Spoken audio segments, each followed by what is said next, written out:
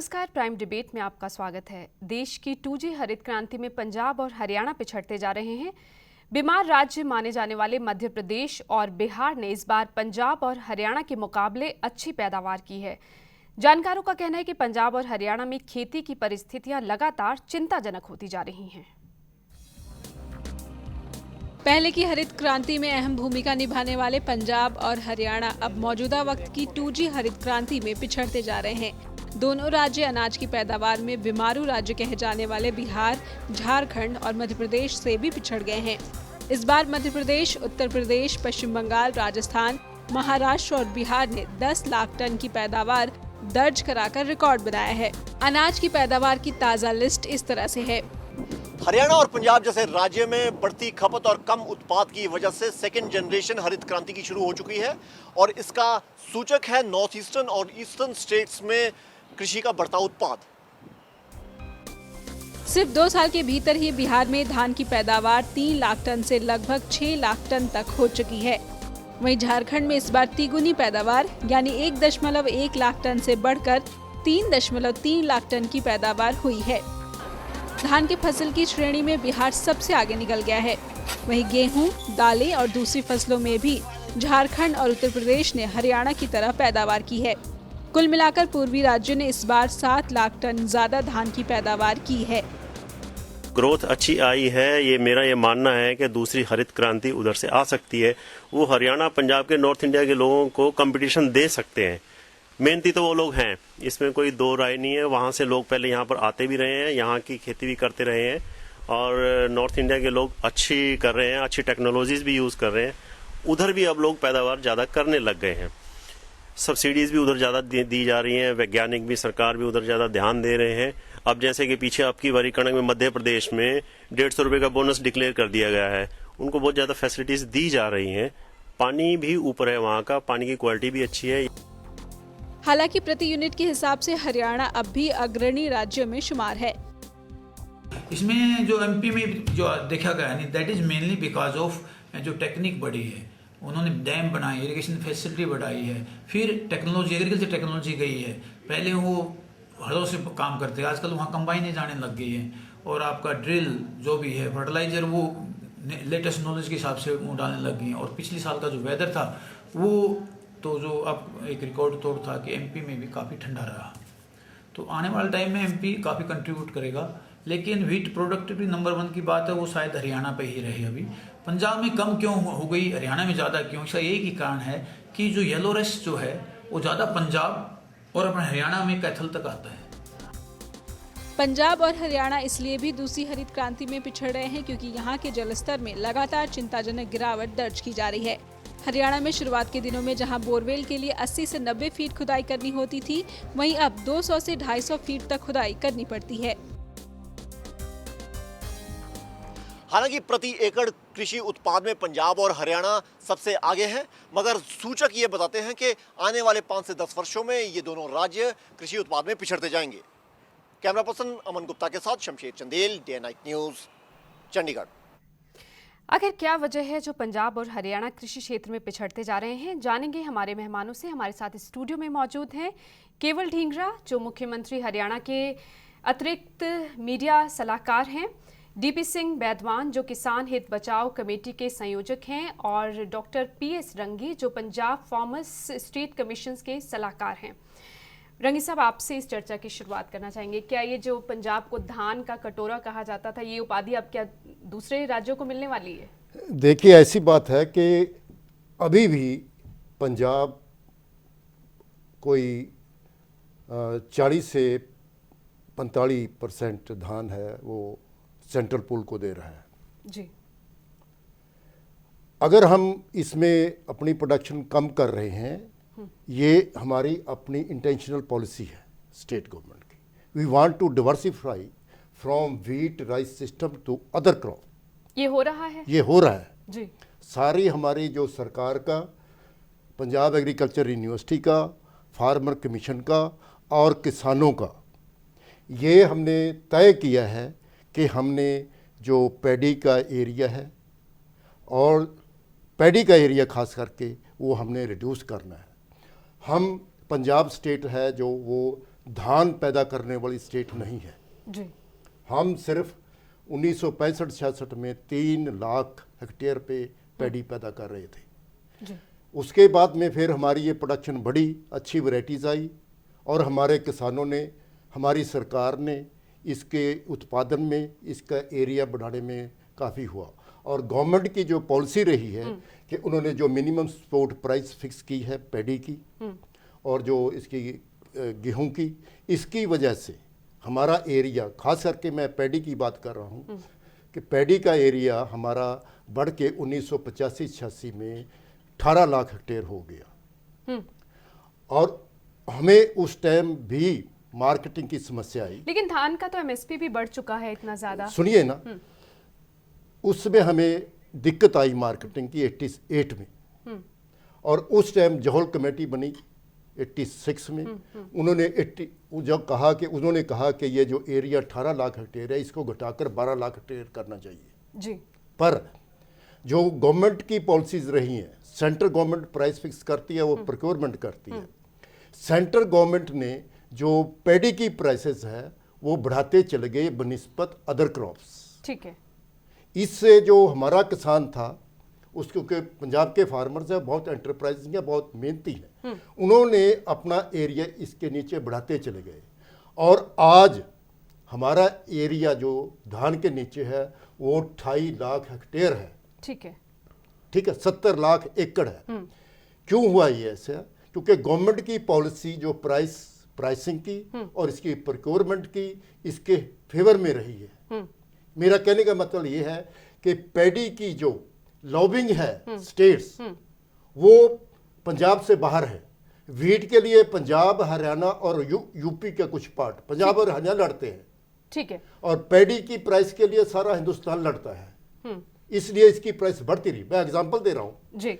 1967-68 में जब पैडी की प्राइसेस फिक्स हुई और वीट की प्राइस फिक्स हुई, उस टाइम पैडी की प्राइस 53 रुपए फी क्विंटल थी। ठीक है। और वीट की प्राइस 71 रुपए फी क्विंटल थी।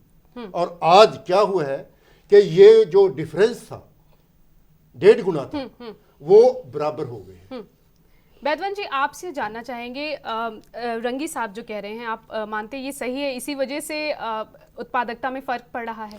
देखो, जो डाटा जो है वो तो मेरे पास है नहीं है, पर लेकिन मैं जो महसूस कर रहा हूँ किसान की हैसियत से, आप क्या मैं वो जो महसूस कर रहा हूँ कि पंजाब के अंदर जो ज़मीन की कॉस्ट है काफ़ी बढ़ गई है बहुत ज़्यादा।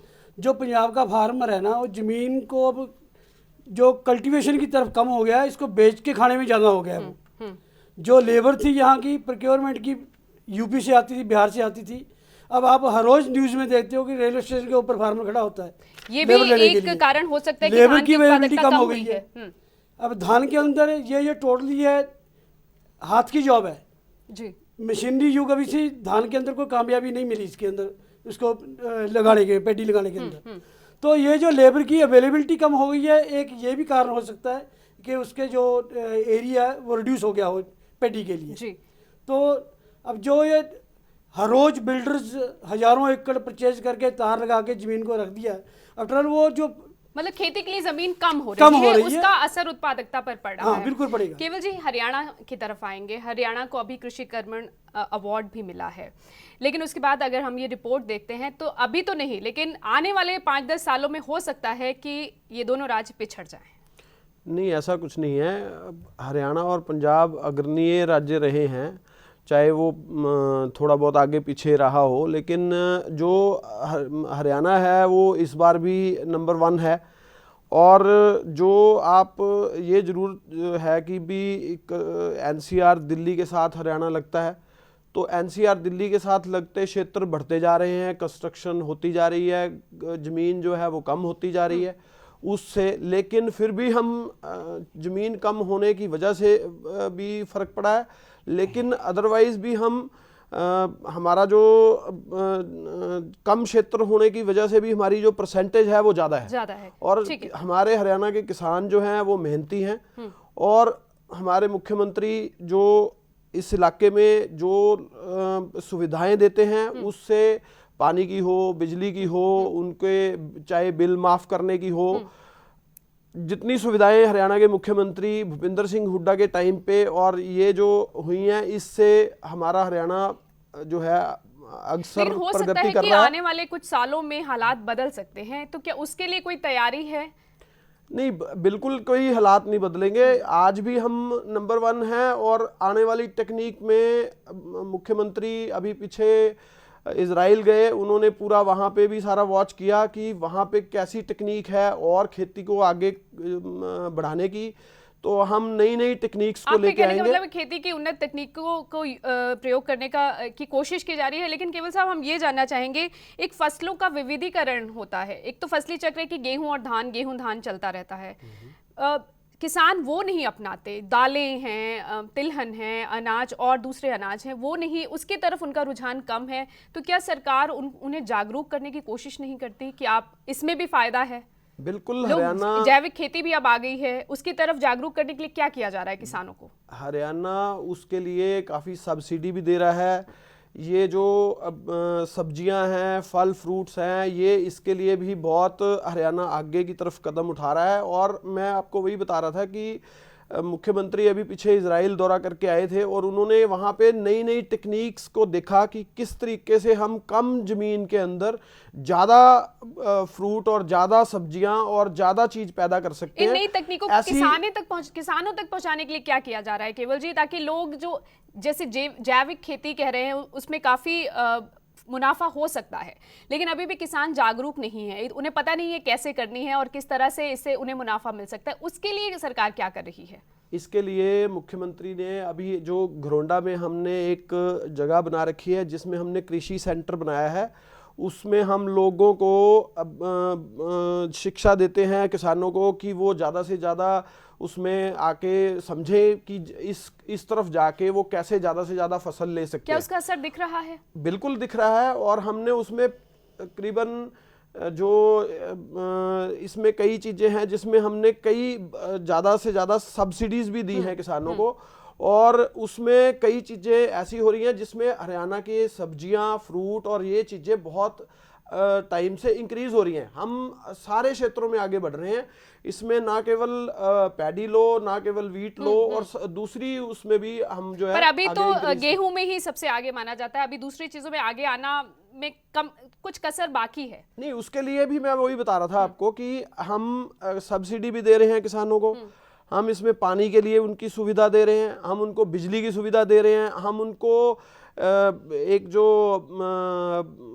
कवर करने के लिए जो वो बनते हैं उसको, उसमें 65% सब्सिडी दे रहे हैं, जिससे वो किसान जो है वो एक ठंड के मौसम में और दूसरे मौसम में ज़्यादा से ज़्यादा सब्जियां अलग अलग फसलें उगा सकते हैं। रंगी साहब, रिपोर्ट ये भी कहती है कि बोरवेल के लिए जहां पहले 80 से 90 फीट खुदाई करनी होती थी, अब 200 से 250 फीट तक खुदाई करनी पड़ती है। तो ज़मीनी पानी का जो स्तर है वो कम हो रहा है, ये हालात भी चिंताजनक हैं। बिल्कुल, जो हमारी पंजाब की है, जैसे मैं आपको पहले कहा कि हम पैडी का एरिया घटाना चाहते हैं। पैडी ही जो हमारा अंडरग्राउंड वाटर है वो सेंट्रल डिस्ट्रिक्ट में हमारा ट्यूबवेल का ज़्यादा काम है जी। कंडी एरिया में नहीं है ट्यूबवेल, और इधर फिर कॉटन बेल्ट में नहीं, वहाँ नहरी पानी है। जो सेंट्रल डिस्ट्रिक्ट है और वही हमारी धान ज़्यादा पैदा करते हैं, वहाँ पानी का स्तर बहुत नीचे जा रहा है। ये बहुत चिंता की बात है। तो आने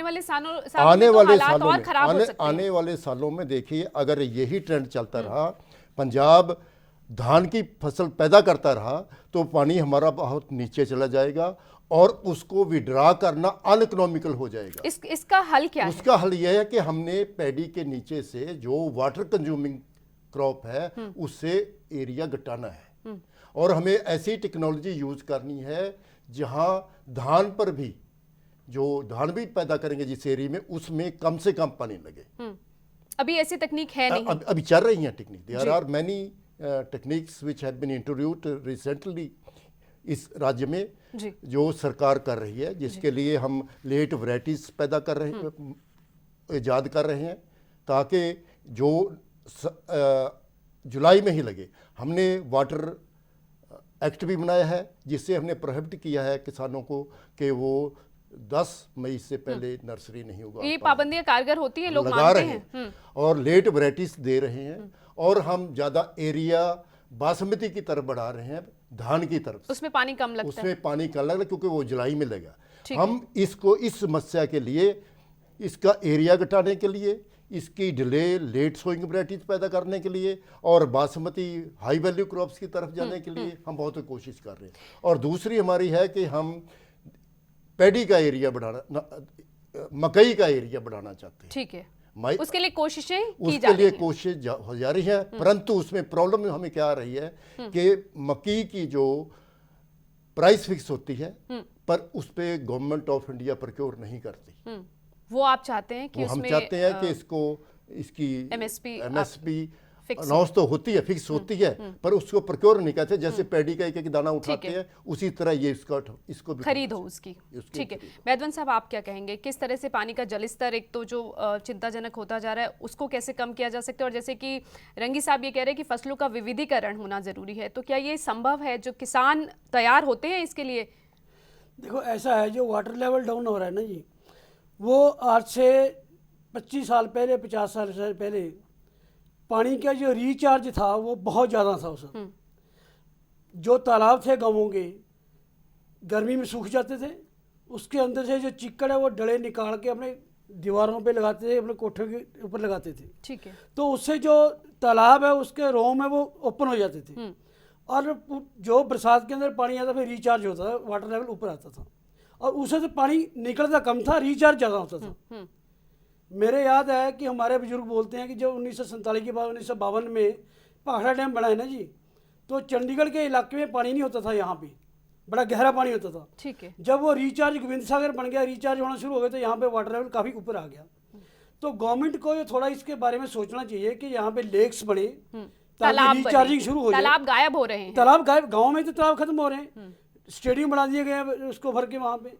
तो अगर रिचार्ज नहीं होगा तो फिर वहाँ पे पानी के जो वाटर लेवल है वे आप पानी को तो डाउन नहीं जाएगा, निकल रहा है हर रोज पानी। पानी का संरक्षण जरूरी है। हाँ जी। बारिश भी कम हो रही जी। है, ये भी एक कारण हाँ, है लेकिन कि पानी के संरक्षण के उपाय ढूंढने भी हमें जरूरी होंगे। केवल जी, हरियाणा में क्या स्थिति है? देखिए, स्थिति तो सारे देश में एक जैसी है। ये अकेला आप सरकारें क्या कर रही हैं? पानी देखिए, पानी का जो प्रॉब्लम है ये कोई सिर्फ नॉट ओनली हरियाणा में प्रॉब्लम है, ये सारे इंडिया में प्रॉब्लम है। जहाँ वाटर लेवल है वो सब जगह डाउन है, लेकिन जो हरियाणा सरकार है इसमें जो किसानों को नहरी पानी ज़्यादा दे रही है, उनको बिजली प्रोवाइड कर रही है, जिससे उनकी खेती जो है वो ठीक हो सके। लेकिन ये केवल जो जमीनों की उपजाऊ शक्ति है वो भी कम हो रही है, क्योंकि उर्वरक बहुत प्रयोग किए जा रहे हैं, उसका नुकसान हो रहा है। और ये जो 2 फसलों का चक्र है इसकी वजह से भी उपजाऊ शक्ति कम हो रही है, तो उसका भी तो असर पड़ रहा है। बिल्कुल पड़ रहा है फर्क, लेकिन क्या है कि अब बारिश कम हो रही है। अब बारिश कम हो रही है तो उसका कोई वो नहीं है, पानी डाउन हो रहा है तो वो हो रहा है, लेकिन उसके लिए अब किसानों के लिए क्या मुहैया कराया जाए? तो वो उसके लिए सरकार उनको नहरी पानी मुहैया करा रही है। बिजली के क्षेत्र में उनको ज़्यादा बिजली दे रही है कि वो पंप से और दूसरे तरीके से फसल को अच्छे से कर सके। हरियाणा का किसान जो है वो बहुत मेहनती है और वो चाहते हैं कि उनको पानी प्रोवाइड हो, बिजली प्रोवाइड हो, क्योंकि वो खेती को अपने अच्छे से अच्छा, ज़्यादा से ज़्यादा क्रॉप ले सके। तो उसमें अब लगातार हम इस कोशिश में हैं कि पानी को किस तरीके से हार्वेस्टिंग किया जाए, किस तरीके से वो किया जाए कि नहरी पानी मिले उनको, कि हमारी खेती को प्रॉब्लम ना आए। रंगी साहब, एक चीज़ और है कि अक्सर सुनने में आता है जब पराली जलाई जाती है तो भी उससे भी ज़मीन को काफ़ी नुकसान पहुंचता है, उसके लिए पाबंदी भी लगाई जाती है, लेकिन उसके बावजूद कोई फ़र्क नहीं पड़ता, खबरें आती ही रहती हैं। हाँ, ये आपकी बात बिल्कुल सही है। हमारी जो कितना नुकसान होता है पराली जलाने से उर्वरा शक्ति को भूमि की? देखिए, इससे ये है, हमारे जो पंजाब में है कोई 20 मिलियन टन पराली पैदा होती है हर साल, जिसमें से 18 मिलियन टन को खेत में आग लगाया जाती है। 18 मिलियन यानी 80%। और उसका कितना नुकसान होता है? उसका एक तो जो पोल्यूशन एयर की हो रही है, एनवायरनमेंट की है, वो तो है ही है, और साथ में जो इसमें 250 करोड़ की नाइट्रोजन हम इस पराली के साथ आग लगा देते हैं। उसके लिए, उसको प्रोटेक्ट करने के लिए हम सोच रहे हैं, हाई कोर्ट ने भी कहा है गवर्नमेंट को, पंजाब और हरियाणा को भी कह रहे हैं कि आप इस पर एक्ट बनाएं, इसको मना करें। पर मना हम भी चाहते हैं कि इसमें मना हो, पर जब तक किसान के पास कोई अल्टरनेटिव नहीं है। इसका ऑल्टरनेटिव है? अल्टरनेटिव अभी कोई नहीं है। फिर क्या करेंगे किसान जब तक आप उसका ऑल्टरनेटिव जी बताइए। इसका अल्टरनेटिव ये है, कोई गल है, ਤੁਸੀਂ ਕੇਰਲਾ 'ਚ ਚਲੇ ਜਾਓ जी, ਜੋ ਪੈਡੀ ਦੀ ਪਰਾਲੀ ਹੈ, ਹਰ ਜੋ ਨਾਰੀਅਲ ਦੇ ਉੱਤੇ ਬਰਾਦਾ ਹੈ, ठीक है। ਦੋ ਚੀਜ਼ਾਂ ਕੋਈ ਬਹੁਤਾ ਫਰਕ ਨਹੀਂ ਹੈ। ਉਹਨਾਂ ਨੇ ਉਹ ਤੋਂ ਪਲਾਈ ਬੋਰਡ ਬਣਾਤੇ ਜੀ, अच्छा, कॉयर प्रोडक्ट्स बनाते। पर इसका पराली का क्या हो सकता है वैद्यवंश साहब? पराली तो पराली बोर्ड बन सकता है जी। ऐसे यूनिट पंजाब सरकार लेके आवे तो उसे फार्मर क्यों नहीं दोगे? अच्छा, इसके लिए सरकार को कदम उठाने की जरूरत है। एक चीज को आगे लाके खत्म कर रहा है, उसको अगर पैसे मिलेंगे तो क्यों नहीं उस मिल में उठा के गिरेगा वो? केवल जी ऐसा है, और हरियाणा में भी ऐसा सुनने में नहीं आ रहा कि कुछ हो रहा है, पराली वहां भी जलाने की खबरें आती रहती हैं। नहीं, सख्त कदम सरकार उठा रही थी, नहीं, वो तो और रोकने के लिए, लेकिन जैसे ये कह रहे हैं कि लिए उसका ऑल्टरनेटिव है, उसको इस्तेमाल किया जा सकता है। बिल्कुल इसके बारे में विचार किया जाएगा कि भी ऑल्टरनेटिव उसका निकाला जाए। हाँ, मुझे लगता है होना चाहिए ताकि किसानों को एक विकल्प मिले कि क्या किया जा सकता है पराली। अभी तो उन्हें सबसे सरल विकल्प लगता है कि जला दो। मेरी बात, अगर लकड़ के बुरादे को जोड़ के दोबारा बोर्ड बन सकता है तो ये पराली से नहीं बन सकता जी। अगर पेपर बन रहा है, कितना पेपर बन रहा है, तूड़ी से बन रहा है, ये कितना दरख्त उसमें लग रहे हैं, तो इसे पराली से पेपर बन सकता है। मतलब ऐसी मिल्स जो हैं यहाँ पे पंजाब के अंदर आनी चाहिए ताकि फार्मर वहाँ पे अपनी सप्लाई दे सके और पैसा बांट सके उसमें। जी, इस पे सरकारों को सोचने की जरूरत है, दोनों ही स्टेट की सरकारों को। इसके लिए हमने फार्मर कमीशन में बहुत अच्छी तरह इस टॉपिक घोका है। जल्दी इसकी सरकार जांच कुछ की। ऐसे हाँ, कदम उठाने वाली है? एक तो ये है जी। कि इसका जो हल है वो इंडस्ट्री नहीं कर पाएगी, ठीक है। इसका हल ऑन फार्म करना पड़ेगा। उसके लिए हमने एक मशीन ईजाद की है जिसको हैप्पी सीडर कहते जी। हैं, ऑस्ट्रेलिया गवर्नमेंट के साथ किया, पीयू ने मिलके। उससे ये है कि जो इसके स्टबल खड़े हैं पैडी के, उसको कोई बहाई नहीं करनी है, उस मशीन के साथ ही इसको गेहूं को बीज देना है। ठीक है, ठीक है, पहले आपको ये फसल अच्छी नहीं लगेगी, 1 महीना 2 महीने, पर जैसे जैसे आप इसमें पानी देंगे ये जो स्टबल है वो अपने आप गिर जाएंगे। उससे क्या होगा, हमारी उपजाऊ शक्ति जमीन की बढ़ेगी और जो वीडी साइज का यूज है वो घटेगा और हमारी यील्ड कम नहीं होगी बल्कि इससे बढ़ेगी। ठीक है, यानी कि ये विकल्प है इसके किसानों लिए, के लिए। हाँ, इसके लिए ये- लेकिन ये- किसानों को जागरूक अभी करना होगा। जागरूक कर, इसके लिए हमने काफी कोई 600 मशीनें किसानों को ठीक दी है। हैं और अभी मतलब सरकार अपनी तरफ से कोशिश कर रही एक्सपेरिमेंट्स है। हो रहे हैं। और दूसरा इसका है, इसके लिए विकल्प ये है, इससे हम पावर जनरेट कर रहे जी। हैं। हमारे कुछ 30-40 यूनिट है जो इससे पावर जनरेट, पर इसका ये है, ये इसके लिए दूसरे एग्रीकल्चर वेस्ट चाहिए। ठीक है, ठीक है, शुक्रिया आप सभी का आज इस चर्चा में शामिल होने के लिए। खेती के क्षेत्र में हरियाणा और पंजाब खुशहाल प्रदेशों में गिने जाते रहे हैं, लेकिन जब उनके पिछड़ने की बात सामने आती है तो चिंता होना लाजमी है। अगर दोनों प्रदेशों को कृषि क्षेत्र में अपना वर्चस्व बनाए रखना है तो सरकारों और किसानों दोनों को आपस में बढ़िया तालमेल बिठाना होगा। खबरों की दुनिया में आइए, हमारे साथ कहीं भी और कभी भी जुड़िए। हम मिलेंगे फेसबुक पर, हम दिखेंगे यूट्यूब पर, हमें फॉलो कीजिए ट्विटर पर। खबरों के साथ बने रहिए रात दिन।